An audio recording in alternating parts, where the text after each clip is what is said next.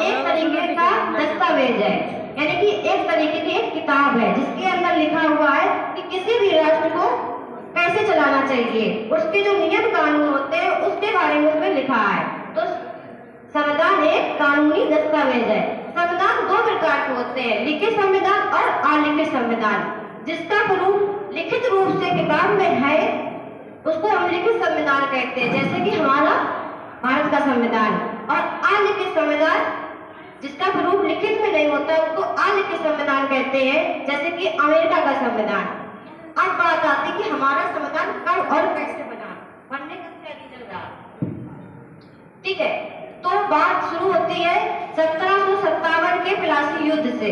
1757 का प्लासी युद्ध हुआ और इसके बाद 1764 में बक्सर का युद्ध हुआ।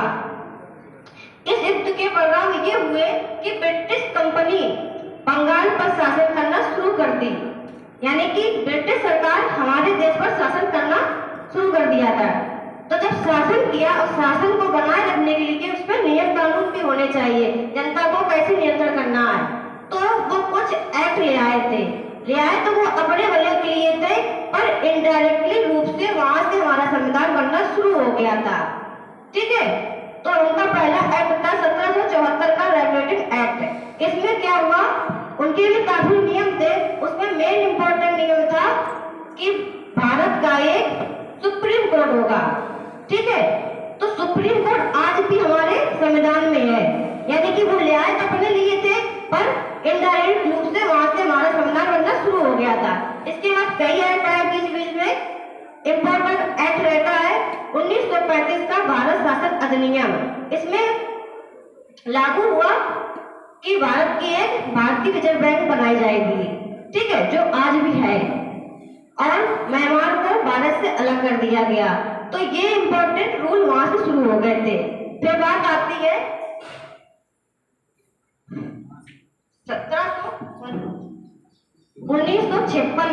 1946 ईस्वी में कैबिनेट मिशन आया। इसके तहत संविधान सभा का बैठक बनाई गई, यानी कि संविधान सभा बनाई गई। संविधान सभा में 389 सदस्य थे, जिसमें से 292 ब्रिटिश प्रांत के थे। वे प्रांत जिसमें ब्रिटिश ने कब्जा कर रखा था, बाकी 3 देशी राष्ट्र जो कि थी 93। इस तरीके से हमारा संविधान सभा की बैठक बनाई गई। इसके बाद पहली बैठक होती है 9 दिसंबर 1946 को, जिसमें मुस्लिम लीग के जो मेंबर थे उन्होंने बहिष्कार किया। उन्होंने डिमांड की कि हमें एक अलग राष्ट्र चाहिए, यानी कि पाकिस्तान की डिमांड रखी गई। तो वहां पर बहस छिड़ गई, इसलिए वहां पर अस्थायी रूप से अध्यक्ष चुने गए, जो कि थे डॉक्टर सदानंद सिन्हा। ठीक है, अगली बैठक अगले 2 दिन बाद 11 दिसंबर 1946 को रखी गई। इस दिन स्थायी रूप से सदस्य चुने गए, अध्यक्ष चुने गए डॉक्टर राजेंद्र प्रसाद जी। और अगली बैठक 13 दिसंबर 1946 को रखी गई। उस दिन जवाहरलाल नेहरू जी ने उद्देश्य प्रस्ताव को पेश किया। अब इतना बड़ा संविधान बनना था तो बहुत बड़ा पार्ट होता है, इसलिए पूरे संविधान को पार्ट वाइज पार्ट डिवाइड कर दिया। हर पार्ट को अलग अलग डिपार्ट सौंप दिया गया। इसमें रखा गया संचालन समिति के अध्यक्ष बनाए गए डॉक्टर राजेंद्र प्रसाद जी, और प्रारूप समिति के अध्यक्ष बनाए गए डॉक्टर भीमराव अम्बेडकर जी, और प्रांतीय संविधान समिति के अध्यक्ष बनाए गए सरदार वल्लभ भाई पटेल जी, और संघीय संविधान समिति के अध्यक्ष बनाए गए पंडित जवाहरलाल नेहरू जी। इस तरीके से अलग अलग डिपार्ट सौंप दिया गया। आगे कार्रवाई होती है, तब तक 3 जून 1947 को यह घोषणा कर दी गई कि भारत को 2 भाग में डिवाइड कर दिया जाएगा, यानी कि पाकिस्तान और हिंदुस्तान। जब 2 भाग हो गए तो जो उनके पक्ष के लोग थे वो हमारी संविधान सभा से हट गए। तो अब टोटल मेंबर बचे थे 299, जिसमें से 229 थे ब्रिटिश प्रांत के और 70 थे देशी राष्ट्र थे।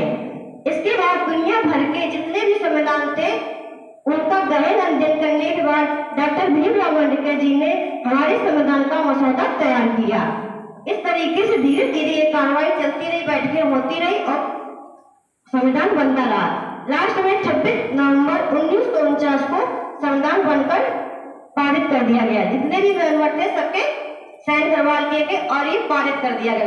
कुछ आर्टिकल उसी दिन लागू कर दिए गए थे, बाकी के आर्टिकल छोड़ दिए गए थे। लेकिन 26 जनवरी 1950 को, जिस दिन हम 26 जनवरी गणतंत्र दिवस बना थे उस दिन हमारा पूरा संविधान लागू कर दिया गया था। अब बात क्वेश्चन यहाँ तो होता है कि जब 26 नवंबर को बन चुका था तो 26 जनवरी को ही क्यों लागू किया गया?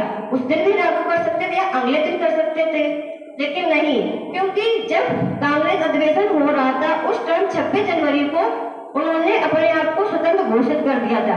उनकी ये घोषणा को महत्व देते हुए 26 जनवरी ही डिसाइड किया गया।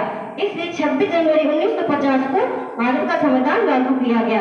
इसमें से कुछ इम्पोर्टेंट फैक्ट होते हैं, जैसे कि संविधान निर्माण करने में कुल समय कितना लगा, तो 2 वर्ष 11 महीने 18 दिन लगे और प्रारूप को तैयार करने में 114 दिन लगे थे। इसके अलावा एक क्वेश्चन ये होता है कि टोटल खर्च कितना आया, तो 63,92,729 टोटल खर्च आया था।